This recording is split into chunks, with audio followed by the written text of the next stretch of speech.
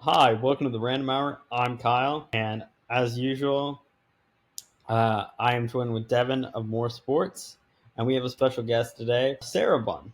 Would you like to introduce Hi. yourself? Hello. My name's Cirabun. I do like online content and stuff. I play music on the internet. I also stream mostly about music and about video games. I like old video games, stuff like that.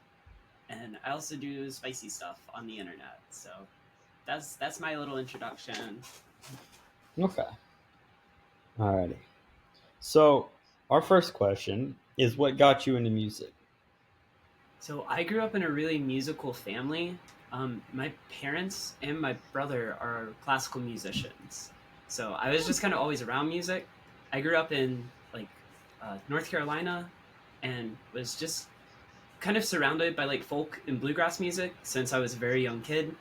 And just started playing music very early on. I think second grade is when I started learning musical instruments, and I found mandolin pretty early on, and have really enjoyed that. I've played that for a long time, but recently in the past year, I got into banjo, which has been fun to explore. Okay, Yeah, so it okay, was just like the culture I grew up in, I guess, like lots of folk musicians and having family that were involved in like the music scene in the city, always going to concerts and festivals and stuff. hmm I kind of grew up like going to music festivals with my family. So a lot of my like early childhood memories are like sleeping in a tent at music festivals a lot. Let me ask you this. Mm. What was your favorite music festival growing up? Do you have any stories that you can share? Yeah. Okay. So my favorite festival growing up was probably Merle Fest, which is in North Wilkesboro. It is in celebration of Doc Watson's child, Merle Watson, who passed away. They've been doing that festival like 30, 35 years now. That was always my favorite one to go to. But I definitely have some other ones that I really enjoy. Up in Galax, they do a mountain song festival that the Steep Canyon Rangers put on every year, and they get just tons of good acts and stuff. But I think Merle Fest is my favorite from my childhood because I grew up like going to that every year and jamming with random people. We would camp at the festivals, and like every night camping, people would just play music. So my brother and I would just kind of run around, jumping in jam circles and playing with folks. So that's my favorite is Merle Fest. Okay. I got another follow-up question. How Mm-hmm. many instruments can you play? Competently, I can play, I guess, four instruments. Mandolin's my like number one main instrument. Banjo, and the mountain dulcimer, which is like a lap dulcimer. You play it in your lap. And I played euphonium and trumpet when I was in concert band. I like played in my city's symphonic band, so I played euphonium in that mostly. But I haven't played euphonium in a few years now. But okay, yeah, so I guess that's how many I can play. That's four that I can competently say I can play. I used to take piano and like a few other instruments, but I don't claim to play those now. okay. So, a lot of times on streams, you play records, a variety of different types of music. Which record holds the most meaning for you? Ooh, that's a really good question. Um, there is a record called Rice and Skaggs that is Tony Rice and Ricky Skaggs playing together. It's from 1971. I had that on a CD when I was a little, like when I was younger. And my brother and I listened to that CD over and over and over again because he plays guitar, I played mandolin. So that's the instrumentation on the CD. So what we did Mhm. is we'd listen to it over and over, and we learned every single song on the album. So we could play that album just all the way through when we were teenagers, and frequently did that at shows where we would just like go to a bluegrass show and just play that entire album.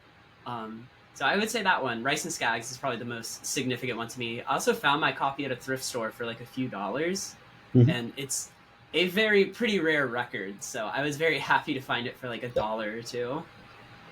Okay. Okay. All right, here we go. Next question. This is what we like. Anytime we have musical guests on the show, we like to do this little question, okay?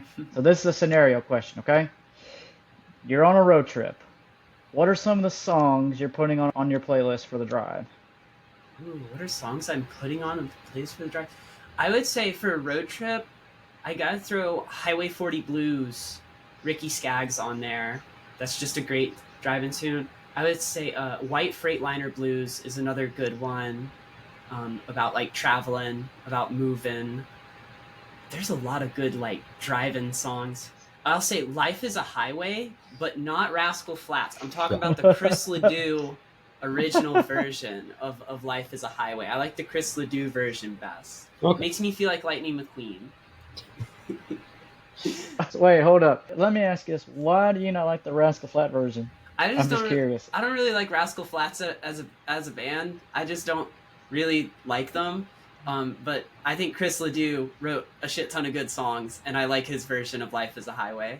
There's a bunch of other Chris Ledoux songs I like to sing and play. He's one of my favorites at like karaoke. I'll go to like straight bars and sing karaoke and just use a really like deep, masculine, like southern voice.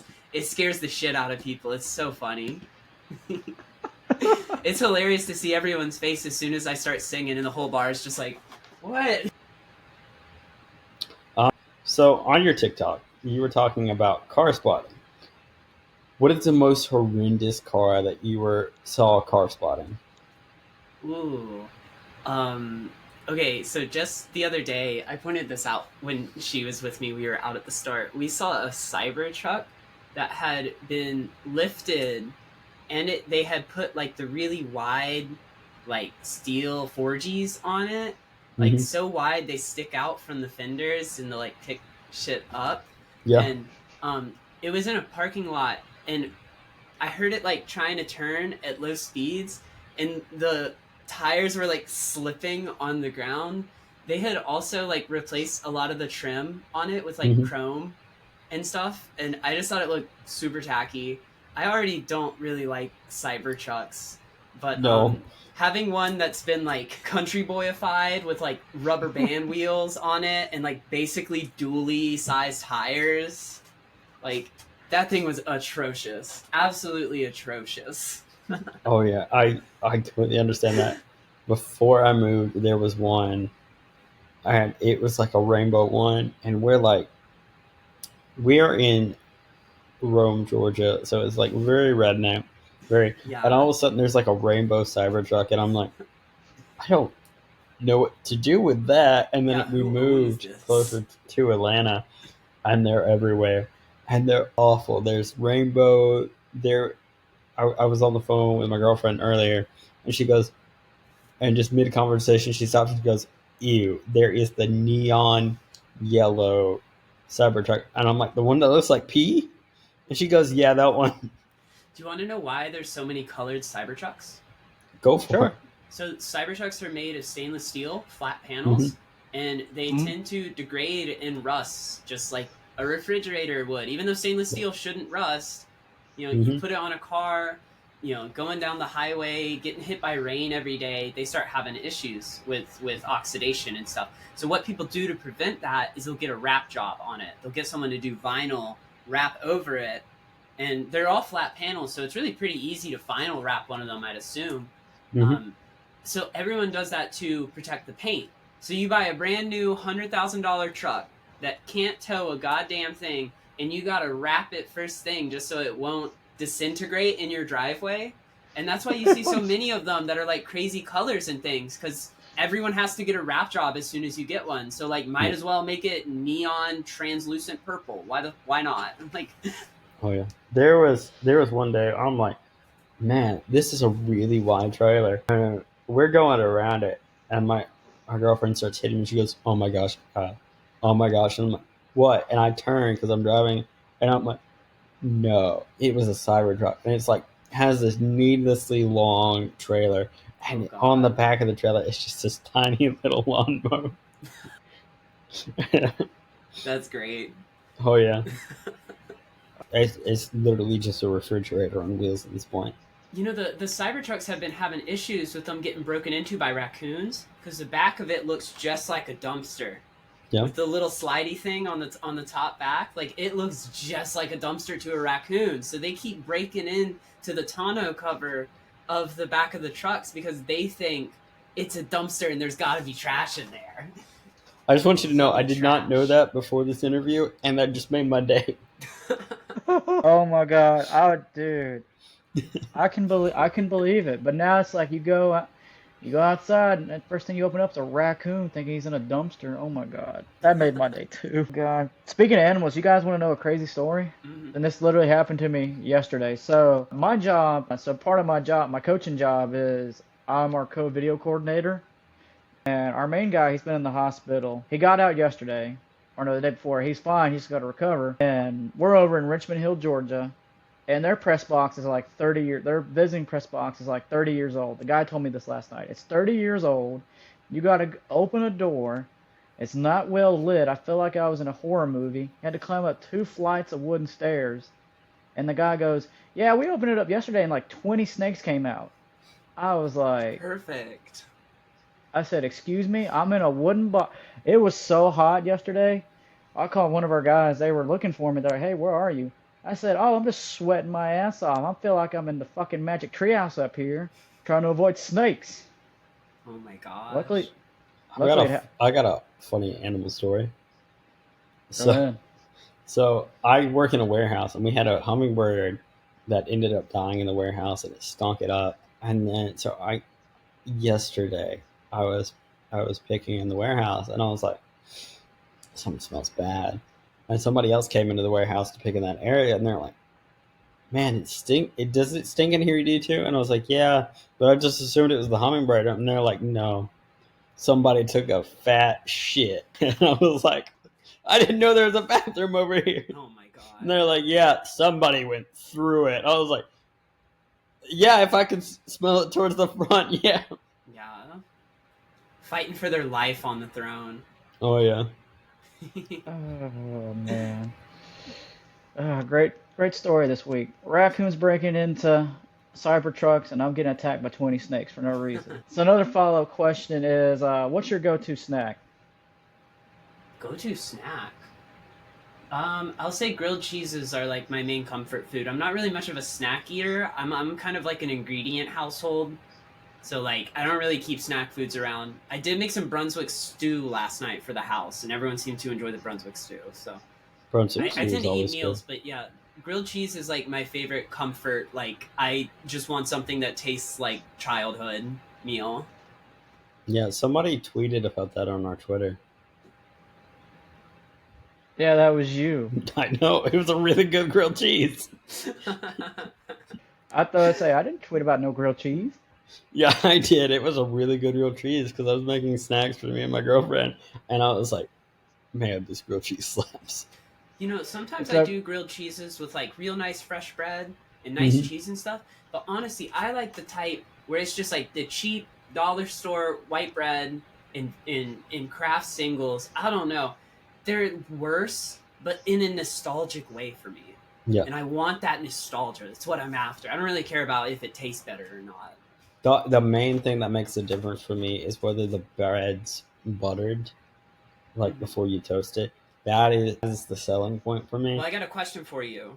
Have you ever mhm. tried spreading mayo instead of butter and frying and like putting it in the pan with mayo I am side down? not, but I It's have really not good. neither.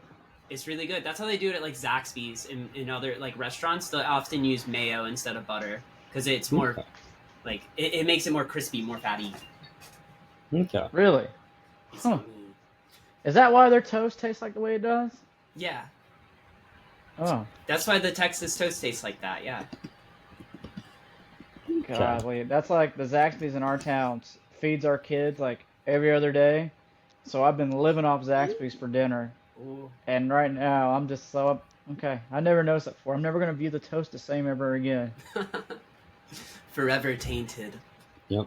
Not tainted. It's not as bad. It is not as bad as. Have you guys tried the Oreo Cokes yet? The drinks. No, I have common sense. My Metamor was trying to get me to try one. I was like, just get me a soda, get me any one. And she was coming out like, I'm going to get you an Oreo Coke. Like, no, no, no, no. They're terrible. I was stupid. I bought a 12 pack. Luckily, they're like in the mini can. I tried it twice. I'm good. And now they're in my fridge, and I'm like, I need to get rid of these. Yep. But I'm kind of everybody and their mom is upset about Coke right now because they're discontinuing Cherry Coke. Are they really? I love cherry Coke. Yeah, they decided to discontinue due to consumer taste preferences, lifestyle consistency changing, and so they ended up like taking that out. They've also Dang. they're getting rid of like the I want to say it's the orange one, Splenda Diet Coke. I'm going off memory, so this might be spotty. A couple others that they're getting rid of. I have beef with Coca-Cola, but it's not Hmm. because of their flavors or anything. It's because in like some of the like basically company towns that they've created throughout South America, there are many places where they're controlling the supply of water, and it's actually cheaper to feed yourself Coke, to drink Coke, than it is to drink water. So they have massive obesity problems in those areas because like people can't afford to get water in their house, but you can't afford to get a thing of Coke and drink that. And it's like Hmm. really, really bad for everyone who is like subjected to working in those towns, which are basically like coal mine company town equivalents, but Yep. by Nestle.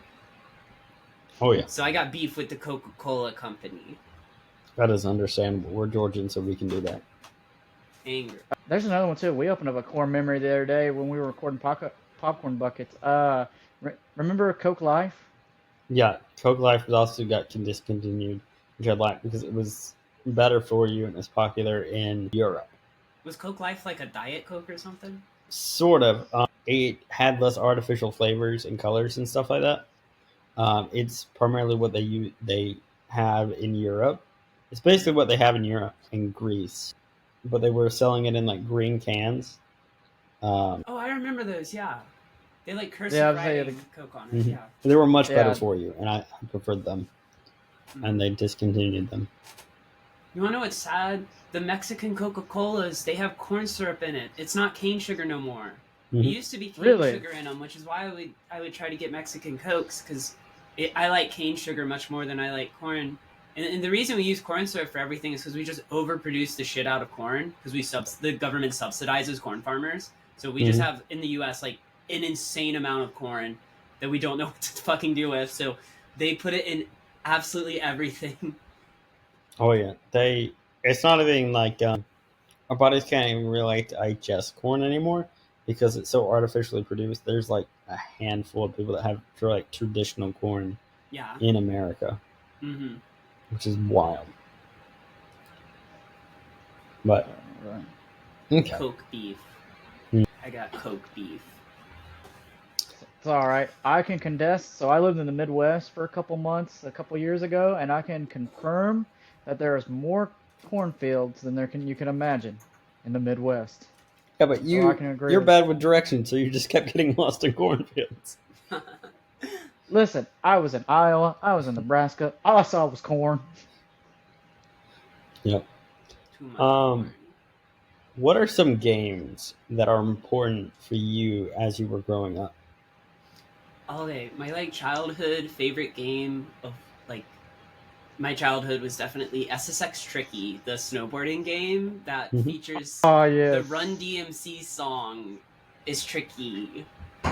I played the hell out of that game, and I still play that game constantly. I played it so much that the disc like completely worn out just from being Hmm. pulled in and out of the PlayStation 2 so many times.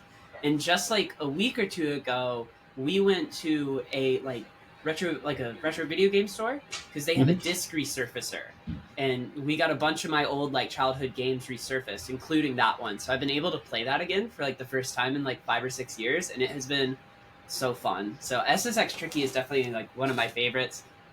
I played the Pokemon series, like specifically the Game Boy Advance games, like Ruby and Fire Red Yep. and Emerald in those. So I still play those like to this day constantly. I'm doing a playthrough of Ruby right now on my Game Boy. Yeah, I've Ah, got a big Game Boy collection because I kept getting hand-me-downs. Oh, cool. And so I have a lot of the retro ones from like before I was born. I grew up playing at a Game Boy Advance and a bunch of others. Devin, you'll get a kick out of this, and I may get in trouble for this in a second. There was a repairman at work who had a Game Boy, and Hannah saw it, and she's like, "Hey, you need to talk to the repairman." I was like, "Why?" And she goes, "He has a Game Boy in his bag," and I'm like, "What type of Game Boy?" And she goes, I have no idea. And I'm like, this does not help me. And she goes, Oh just go man. talk to them the next time you go over there. And I'm like, when? I never saw this repairman or the Game Boy. Aw. I a few months ago modded my Game Boy and I made Mhm. it trans flag colors, so it's pink Nice. and white and blue, and I put a new screen in it and changed the speaker and the amp and everything in it. I've been kind of customizing Game Boys for friends for like a few months now, and Mhm. it's been really fun. I did a Pokédex one recently, so it's like an SP, like the clamshell style, but it looks just like a Pokédex. I matched the buttons so it would be the same, like from the original anime, like the first Pokemon anime, to Mhm. what it would look like in real life, and it came out really well. That was a Well, fun Oh, project. dude, that sounds Devin, we're gonna awesome. skip ahead a little bit, but as somebody with like a big Game Boy collection, how easy it is to like customize it. So it depends. The Game Boy Advances, the like wide ones, are not super hard to take apart and put back together. You just have to be careful when you're like screwing them together, because if it's not all lined up right, or if it's not Mhm. all like in itself, you'll just break the plastic as you try to tighten the tri-wing screws. Okay. So it's not super hard. Most of the like screen kits now are like plug and play, so you're just like pulling out a ribbon cable, removing the old screen, putting a new screen in, and plugging in a ribbon cable. If you're going to do anything more than that, you're probably going to want to know how to solder. Hmm. We've been doing lots of projects. Actually, our next project is putting a mouse click trigger on this GameCube controller, because I hate the Yeah. mushy Z buttons, so we want to do a nice mouse click. And also gonna mod the And we're going to mod the GameCube. We've got a few projects going on. Okay. And we have that Oh, PS2 okay. to mod. The game shop gave us Yeah. a broken PS2, and I know what's wrong with it, so I'm gonna fix it. And then we're gonna mod Oh. that so we can just boot ROMs onto it. That'll be Yeah. awesome. Okay. And then we'll have like a dedicated PS2 for playing games, and one dedicated for like playing emulations of games. Okay. Nice. No, it's funny. We were talking. It's funny. So I teach middle school this year, and I tell the kids like, yeah, I like the anime stuff and things like that. And they're like, Coach, you like Pokemon? I was like, yeah. I can name some of the starters, the original starters. And they're like, who's the original starters? But for this generation, it's a Pokemon X and Y. Mm-hmm. I was like, Squirtle, Bulbasaur, and Charmander. They're like, Coach, those aren't the originals. And I just got into the corner and cried. Oh my god. It's currently not X and Y. It's actually Scarlet, right? yeah, Scarlet and Violet. Yeah. Yeah, sorry. It's But for think- them, when it's- they're I think he was saying like the kids when they were kids, X and Y was like the starting one. So it's like that's the one that they would think is like the first one. yeah, that's how I'm saying it. Yeah. Like to me the first one like I remember playing was Yellow. I loved playing See. Yellow. I'm just really happy that somebody corrected Devin. That wasn't me. Well, Yeah, we're on Sorry, what, I didn't- Scarlet and what's the other one? yes, No? Scarlet and Violet. Violet, thank you. Which don't get me started on that one. Pokemon Legend of Arceus is a masterpiece, and I don't know how they dropped the ball after that game, but they did with Scarlet and Violet. I was asking one of her roommates the other day about Scarlet, and she was literally just like, it's not great. So I haven't gotten that one yet. I haven't really played any of the newer like generation of Pokemon. There's too many Pokemon now. I can't remember everyone's types. The last Oh, one I yeah. played was X and Y, Mm-hmm. and then Pokemon. I'm You about know- to say the. Oh, go ahead. The animation during X and Y, like Pokemon, I think it was Generations X and Y at that point. I really like that anime series. We watched like the Japanese version of that with subtitles all the time. Excellent show. Okay. Yeah, I'm currently trying to binge watch the whole Pokemon series because obviously Ash's journey's done. I've only got Mhm. Indigo complete, and I was like, well, after Indigo, I was like, well, I kind of remember Diamond and Pearl. I was like, well, I'm gonna jump into the newer stuff like Sun and Moon. Oh my God, it's so hard to watch. Like, it's not the same, and I'm on the last episode of season 20, which is the first part for Sun and Moon, and I'm like, 2 more seasons to go. 2 more seasons to go. You're almost there. I'm telling you. But I'm like you, but I enjoyed X and Y because the kids were like, "Oh yeah, X and Y." I said, "Okay, well, what's X and Y?" And I started X and Y, and I was like, "Okay, yeah, this one's still got the charm to it." Mm-hmm. But Sun and Moon, oh boy, that's a brutal one. And then I will say this: I like Sword and Shield. Sword and Shield is a pretty good one. I'm playing Sword for the first time, and I've enjoyed it more than I've enjoyed Scarlet. Yeah, I watched one of my ex-girlfriends play Sword when it first came out, and it looked really fun, like, as far as the modern Pokemon go. Yeah, that one I've enjoyed that one more. Just I don't know, it's something to it. But when you play Scarlet, I like what they did. I like how it's like a pure open world, Mm-hmm. but it's just the frame rate, and it's just something about it. The frame rate pulls you out of it, and then like It's you pushing the just Switch to its limits. It's pushing the yeah. Switch to, like, as much as it can possibly do. Yeah, and I don't know, the boss battles seem kind of easy, except I accidentally went into one area where I'm not ready yet, so like I got destroyed by a not Dragonite, the big he's a dragon type, but he's the yellow dragon. It's not Dragonite. Is it Dragonite? No. It's the evolved form of the little blue one. Dragging these nuts on your face.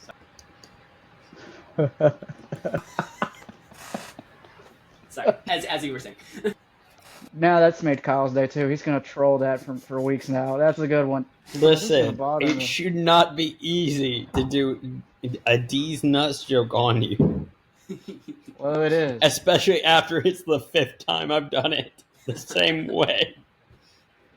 God, this is gonna bother me. Is it Dragonite or Ampharos? I think it's in Furus. Okay. Because I was like in that little area the other day. Because I was like, oh, I'm gonna go fight because in Scarlet, because you get your little legendary riding companion, and to unlock all his abilities, you got to fight all. They call them the Titan Pokemons. They're like huge, and I was trying to go fight the last Titan, but I wasn't supposed to be in that area yet, and I got destroyed. And I ran with my legs between my tail and ran. But that's my whole debacle on Scarlet. Aw. Let's see. Oh, follow question, still on the gaming subject. What is your favorite game per console that you own? Ooh, that's an excellent question. That's a really good question. So I guess I should start with the oldest consoles. So I have a Atari 2600, and I think that what is that game called? Pitfall. Pitfall is probably my favorite on 26. I have an NES. My favorite game on NES is probably Rad Racer 2. It's like a driving that game. one. It's one of the first that had hills in it, which was really cool. That's really like difficult for the NES to like output like hills. It's like basically a faux 3D game. It's 2D, but it's trying to look 3D. What would be next? I guess PlayStation 2. My favorite game is SSX Tricky. On Game Boy Advance, Zelda the Minish Cap. Minish Cap is like one of the best 2D Zelda games ever made. I love the Minish Cap. What other consoles do I have? I have a Switch, and my favorite one is probably Tears of the Kingdom Zelda, the like open world newer Zelda. That game is just like ridiculously replayable. I can sit and play that game for hours and hours. I'm trying to think if I missed any consoles that I have. I don't think so. I do a lot of emulation stuff. We emulate GameCube a lot. I think my favorite GameCube game is Mario Kart Double Dash. I love Double there Dash. you go. Me and her do a lot of like 2-player Double Dash where she's on the back and I'm driving. And we've been like running mirror mode, just like getting faster and faster until we're getting first, second place on literally every race we do. And we've been learning all sorts of like speed running hacks and tricks to get the carts like really, really, really fast. There's no real competitive scene for Double Dash, so I don't understand why we're doing this. We just want to get really, really good at Double Dash for some reason. It's not like there's like a melee competitive scene or something that we're practicing for. There's no Double Dash competitive scene. Sometimes I the just goal want is to a get goal. really good at Double Dash. Oh, wait. Oh man. No, I'm trying to think. It's funny. The oldest system that I had growing up, I'm surprised you haven't said it, was Nintendo 64. I had an NES as well, but the only thing I remember from the NES is the original Mario, but it was the double one where you can get the Mario game, the first one, and then like Duck Hunter. Duck Hunt, yeah, the Mario Duck Hunt Or cart. I have one of those too. yeah. I actually got to play Duck Hunt for the first time the other day because I don't have a CRT television at my house. And Duck Hunt, because of the light gun, you have to play it on an electron tube.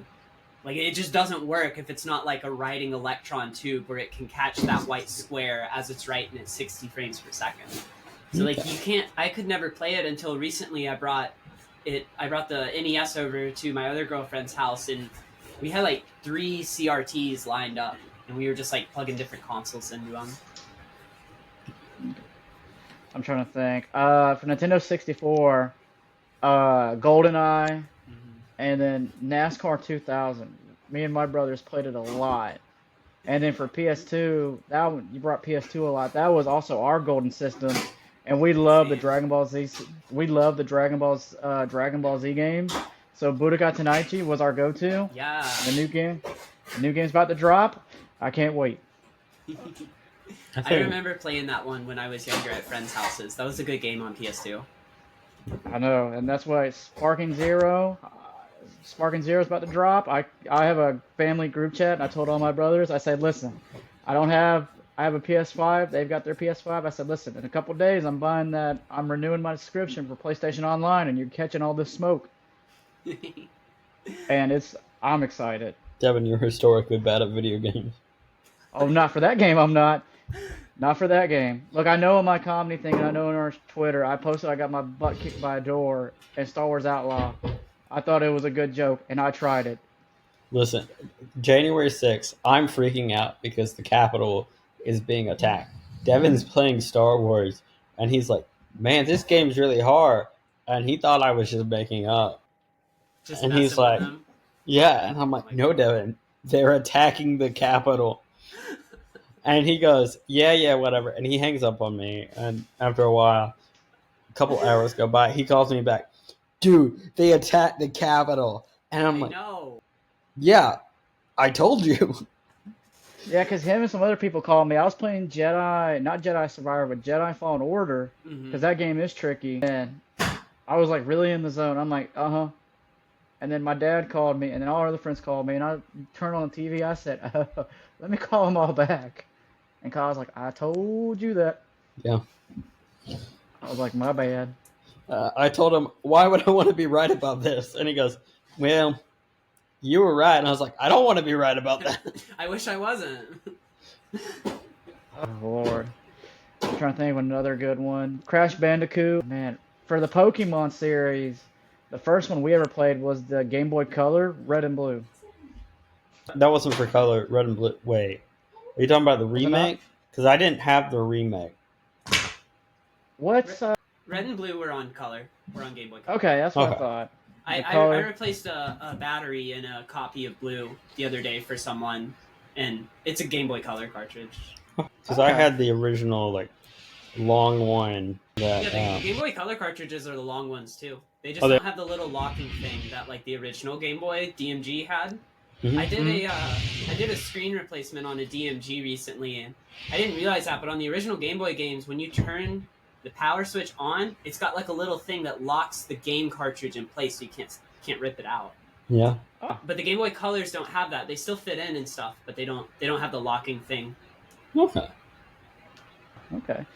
You know, it was a really weird one on the Game Boy Color that we had was the Berenstain Bears Extreme Sports. Berenstain Bears and Extreme Sports sounds wild. I had Dora the Explorer. And then we had Tony Hawk, the Tony Hawk series, but when Tony Hawk was big. What was another one?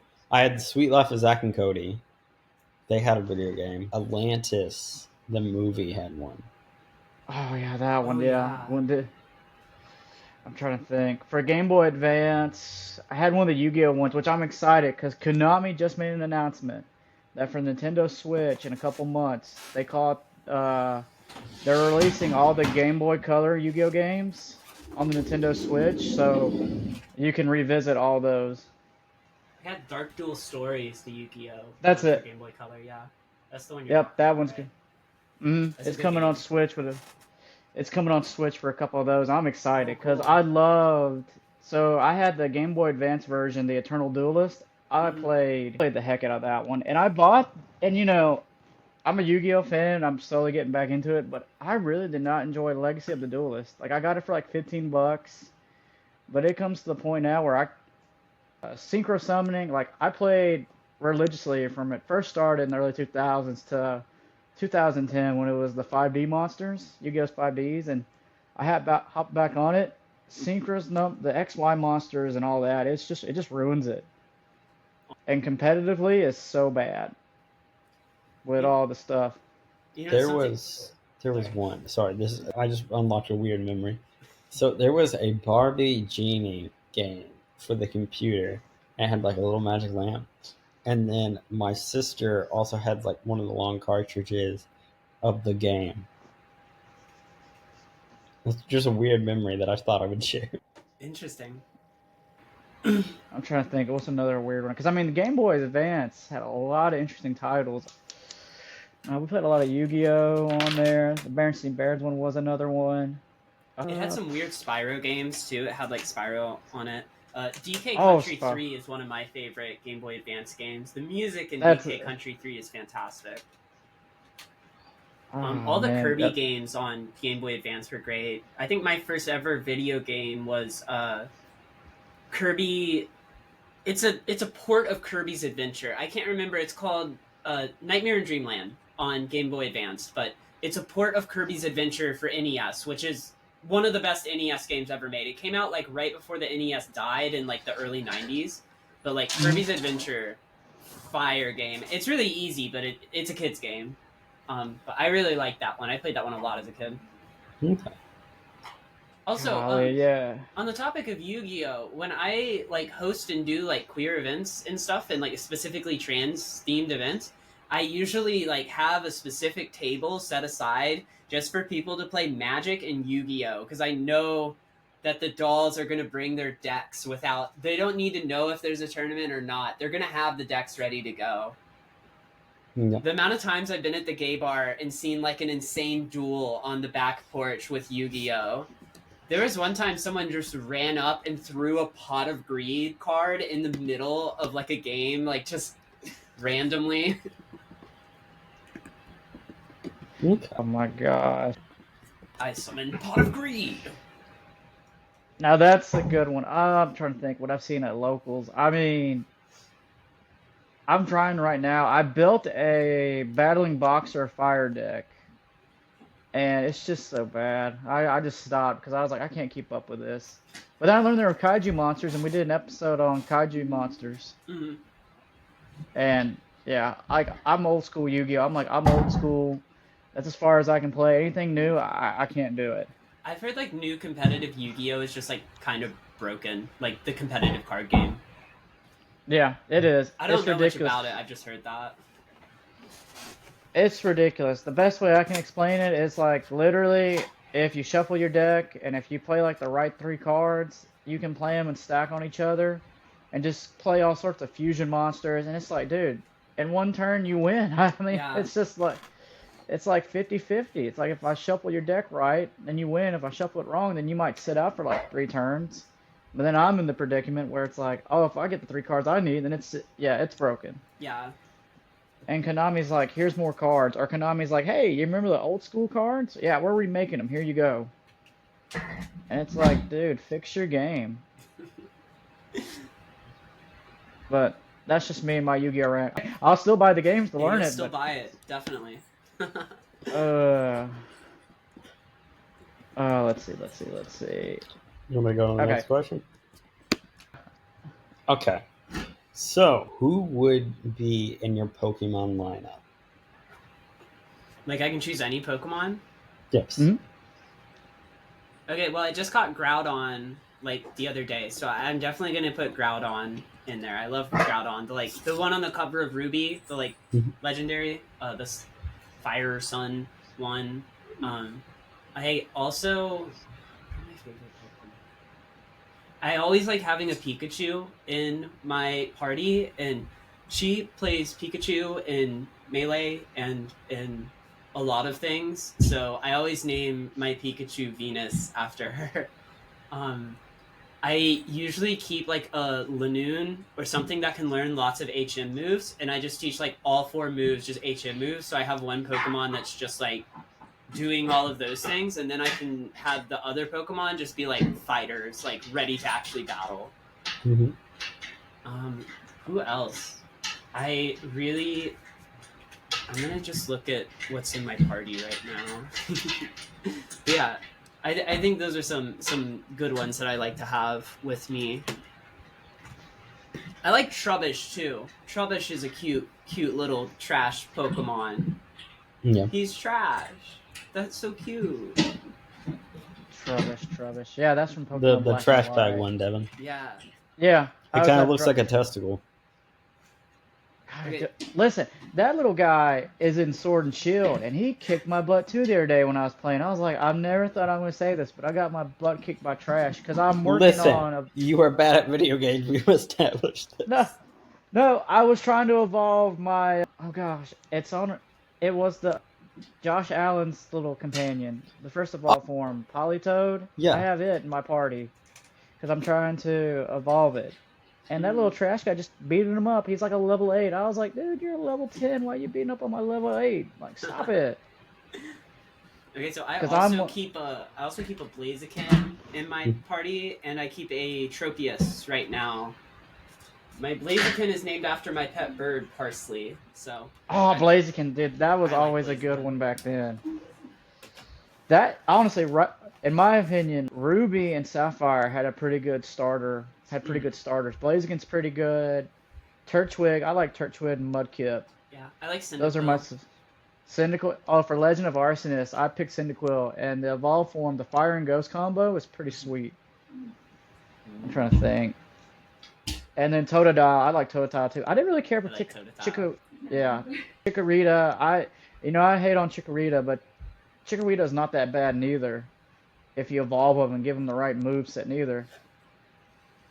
And then, because that game's set in Diamond and Pearl, on Legend of Arceus, I got like a stack Empyrean and Infernomon, and oh gosh, I'm drawing the blank on Turtwig's final last form, but they're all like OP'd right now. No, like, Turtwig was the one I chose, and I normally choose Water type, so Turtwig has always been solid. I can tell you that. Of course, I'm that guy that like maxes out their Pokemon per area, and then like one hit KO everybody, and so then I finish the game. And I'm like, I don't feel fulfilled. So you like basically Nuzlocke it? Yeah. Yeah. She's been doing a run of Emerald Kaizo, which is like a modded version of Emerald that makes everything really hard. Like a lot of the trainers will have different Pokemon. Like the gym leaders will have Pokemon they shouldn't have. Some Pokemon can learn moves that they shouldn't be able to learn. Like it just makes everything way harder. Okay. And like I think if you understand like the game mechanics, like the AI, like how the AI is going to move, you can kind of get like what it's doing and play around it. But you have to understand all of that stuff in order to make it make sense. And like I don't understand all that stuff. Yeah. Okay. Kyle, next question. We are nerds in Sundry's podcast. Other than music and gaming, what are some things you nerd out about? Ooh, what are some things I nerd out about? Am I allowed to talk about cannabis on your podcast? You can now. Okay. So I quit like actually combusting cannabis and switched to just like vaporizing it and using like concentrates. And I have made a hobby out of making my own dry herb vaporizers and like getting ones from friends of mine who make them as well. There's like a big community on Reddit and there's a site called Fuck Combustion, which is all for people who like vaping instead of smoking. And I've made many vapes and have many ones from other. I will do trades with people a lot where I'll like make them a vape, they'll make me a vape, and then we just send them to each other and send them back. And it's really fun. I've done some online projects like with other friends and made some like kits that we've sold before. in order to like stop me from being like responsible for like the manufacturing of these things, we put together parts lists and would like basically drop ship all the parts to you with instructions and videos for how to put it together, and then you just have to put it together, and that way I'm not liable if it messes up or anything, but we still can like help people get all of the parts in like one package. You don't have to individually order each thing. Yeah. So yeah, that's definitely one of my hobbies, is like I'm very into like different ways to go about like consuming cannabis in a much healthier way, because I can't really smoke anymore. I had a really bad lung issue a few years back where one of my lungs collapsed. So since then I have been like, I think I need to take better care of my lungs because they're very sensitive. That would do it. Yeah, so that's something I'm nerdy about. I'm also like really nerdy about cars. I love working on cars and racing. I try to go to IMSA races whenever I can.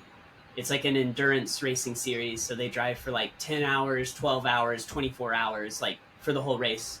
But they have multiple drivers, so they take turns in the car. Yeah. I'm hopefully going to one in about a week here at Road Atlanta up in Brazelton. They do the season ender. It's like the last race of the season, so it's like the championship decider. It's in October, usually like 10th to 15th, around there. Okay. So yeah, I'm gonna try and go see that because it's really cool and I love racing. Yeah. Yeah, I noticed on your TikTok that you liked cars a lot.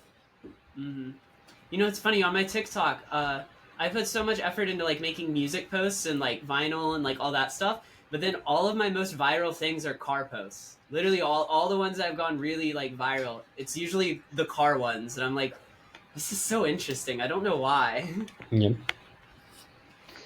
I have learned not to even. We've talked to other content creators, and they're just like, and we had an author on here, Rick Gutierrez. I think I butchered it, Kyle, but he told us, he's like, He never told. Hold on a minute. I'm going to correct you. He actually never told us how to say his name correctly, and I've been wondering this for like months, how I'm actually supposed to say his last name. But he's like a horror author creator, and he does like a D&D podcast with other authors, and he was really grateful because we didn't ask like typical stereotypical questions, and we like engaged him on things that he enjoyed, which he appreciated. Okay, Nice. take it away, Deb. Okay. And he told us, he was like, listen, guys, if you that TikTok algorithm will just drive you crazy. And I was like, I can strongly agree, because every time I try to post our podcast clips or my stand-up stuff, it'll just drive me crazy and keep me up at night. So I'm just like, you know what? It is what it is. The internet will like what the internet will like. The TikTok algorithm is very different than every other social media platform, and you kind of have to understand it and work within the confines of what it is. You can get lots of reach on there. You can get tons and tons of like eyes and views on your stuff, but it's always random. It's always random, and you never know when something's just going to hit the algorithm and work. I made a post, like I saw a Cybertruck parked, and I was walking up to it like, I wonder if the part that flies off of these has flown off of these. And sure enough, it had. And that thing went crazy viral. I put no effort into it. I just pulled out my phone and filmed it. And I'll have TikToks I put like an hour of effort into, and they just get nothing. And I'm like, this algorithm, I don't understand it. It doesn't make any sense. Like the other social medias, I can kind of get their algorithms and how to get around like post schedules and things like that. But TikTok is just an enigma. I don't get it. Yeah, that's why I stopped stressing. I was like, I'm gonna post it. I'm gonna name it this. People like it. Don't like it. It's good. TikTok. See, Kyle's is like staring off into space because he knows. No, Hannah's assembling a cat tower, She's in it. and she's moved furniture around, and so that's what's been going on in the background, and the cat's been terrified the entire time. Yes, I see. Sarah in the toy. I cannot turn my computer like that. There's too many cords. I was replacing the toilet the other morning, and my cat girl was asleep in the bed in the room next to me, and I kept making loud noises and scaring her. It was so I felt bad. I almost scared my cat. Oh, what was it, 2 nights ago? I'm laying in bed. I'm out cold, and all of a sudden something hits me in the head. The cat decided that she was going to see if she could get on the top of the railing of my bed, and it's like an old metal frame. Oh my god. And she just falls, lands on my face, runs away, and I wake up like, what the crap? She does the most chaotic stuff at night. There was the Spider-Man thing last night where she's like on the side of the bed like this, trying to sneak up on me, and I'm like, I don't even physically know how you're doing this, but okay. And then how she'll wake me up is very different than my girlfriend. She'll like jump, she'll get on the bed and then jump up in the air and land on top of me to try to wake me up because she wants to play with me. Aerial attack. Yeah, and then she'll walk up to me, slap me in the face, and I'm like, what the heck? And how she wakes my girlfriend is up. She'll get on her chest and ever so slightly tap her on the face. Wait, what? Yeah, I didn't know that. that's how she wakes you up versus me. Yeah, it's better than the 2 dogs. So my wife has 2 dogs, and they're actually in this room in here with me. Oh, are you gonna show And your wiener? no, I'm not gonna show Lily. Lily's sleeping. They're both sleeping. I'm Aw. shocked today. I'm shocked today. They're both sleeping. Well, I can show Lily. I'm not picking up Jack because he's been becoming a grumpy old man. Come here, Lily. Here's Luna. I know. Here's Lily. Oh yeah, she's like, why'd you pick me up? I was sleeping. What do you want, Tom? Lily, people want to see you because you're just so cute. I have a pet bird at home. I wish I had my bird with me. She'd be on my finger. She's a lovebird. She's like green. She looks like a little pickle. Or a I used to mango. have 2 parakeets. Well, I've had more than 2 parakeets, but I would have 2 that would sit on like the collar of my shirt. Mhm. And my sister is terrified of birds, and so I'd walk around the house, and they'd just be sitting on my collar.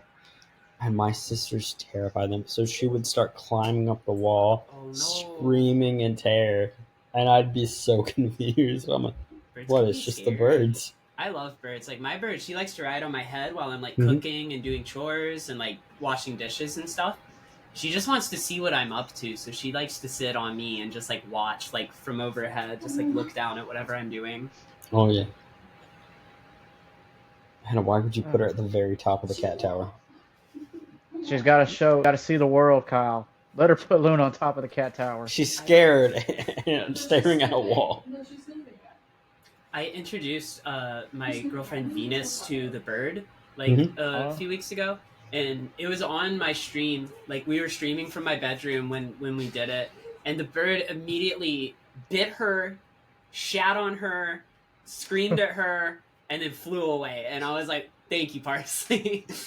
You're doing your job for the stream. Thank you so much, Parsley." Uh, Damn it. So my dog Rue, I left her at home with my mom because my mom didn't want her to take her with her, but she hates other people.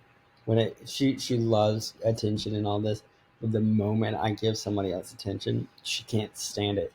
I'd be like playing with my niece or nephew, and she would like fight their butts and yank them off of me Aw. and get in between us, and then with my girlfriend, it didn't matter. If I stood too close to her, she would start barking at Hannah and be like, "Leave room for Jesus."